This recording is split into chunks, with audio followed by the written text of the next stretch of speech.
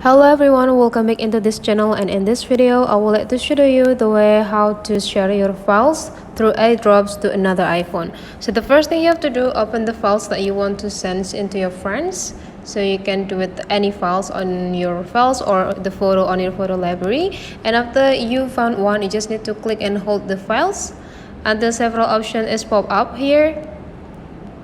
Okay, wait a minute.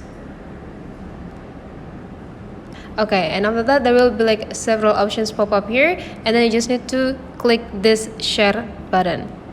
And now there will be like a lot of options that you can use. Choose this airdrops, and then make sure that your friend's iPhone is activating their airdrops too, and whenever it's already shown up here, you just need to go click it and wait until your friend's accepting the files.